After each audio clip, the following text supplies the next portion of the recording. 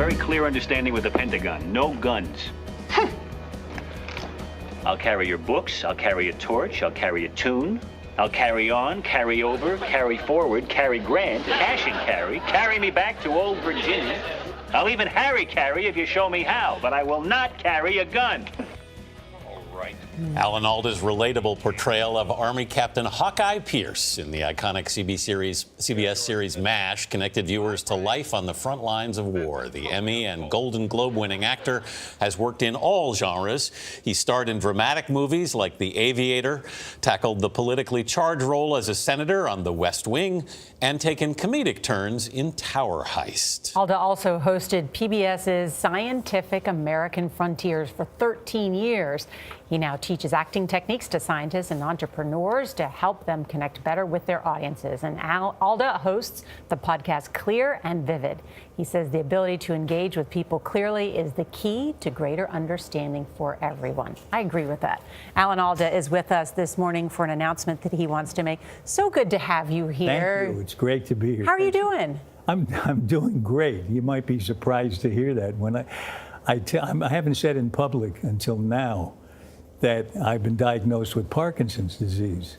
And the reason that I want to talk about it in public is that I was diagnosed 3.5 years ago. Mm-hmm. And I've had a full life since then. I've acted, I've given talks, I help at the Alda Center for Communicating Science at Stony Brook. I started this new podcast, and I noticed that I've been on television a lot in the last couple of weeks talking about the new podcast, and I could see my thumb twitch in some shots, and I thought it's probably only a matter of time before somebody does a story about this from a sad point of view, but so that's not where I am. So this is the first time you're revealing publicly that you've been diagnosed with Parkinson's disease.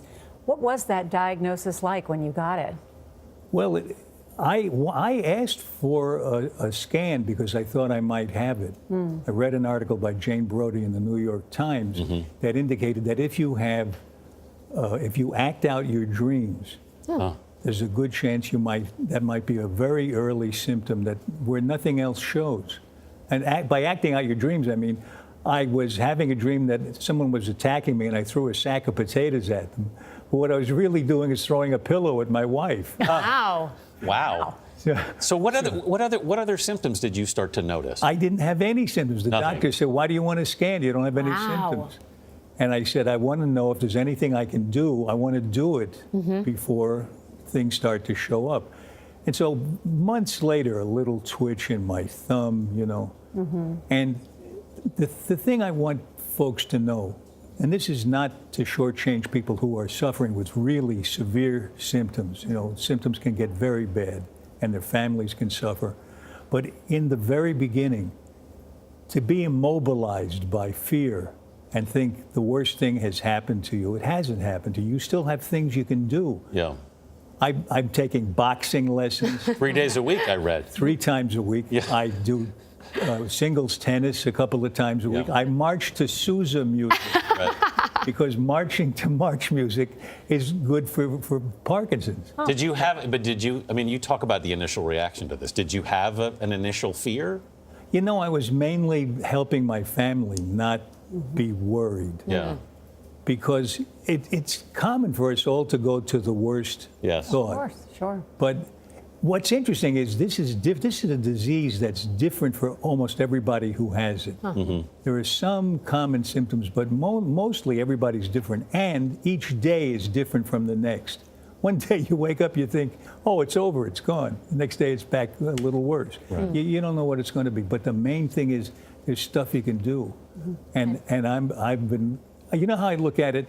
It's like a puzzle to be solved. What do I have to adapt to carry on a normal life? I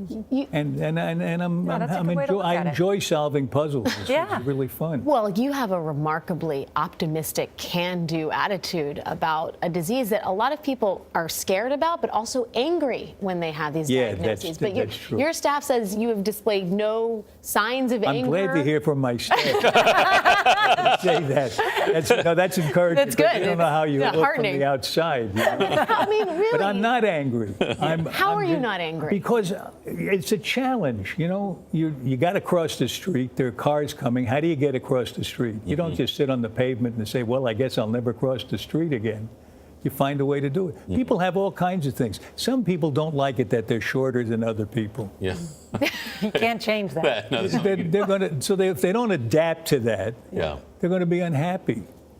So I mean, there are people who have really severe symptoms that they have to face, and that's difficult. It's not so difficult to say, oh look, I got a little bit of a shake. So you got to shake.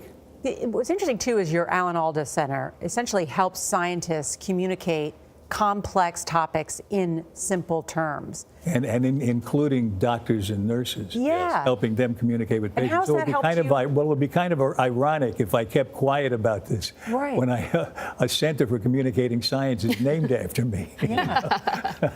But I think because I'm sort of well known, it might be helpful to people to hear the message that there are things you can do. You can learn about things and not follow quackery, but find out what real science is coming up with that helps. It helps to keep moving. Yeah. It helps to move rhythmically. Yeah. What's if there's been anything particularly challenging about this so far for you? What has it been? You know, I think my saying something about it publicly today is going to make one thing a little easier.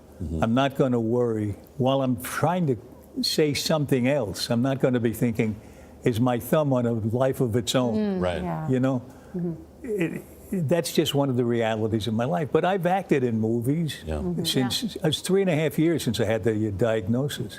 Yeah. And it hasn't stopped my life at all. I've had a richer life than I've had up until now. Well, Thank you you so are not much. just surviving this, you are thriving. There are Yeah. 1 million Americans that have Parkinson's disease. It is really Is it up to 1 million now? Yes. 1 million No kidding. Americans. So I've joined the fraternity. So I hope everybody who still can do something gets busy doing things. I'm going to cover it on the podcast, on my new podcast, Clear Tune and in. Vivid, because I want to spread the word. Thank you so much. Thank Thanks for having me. I really Thank you. appreciate it. Thank you. Thank you.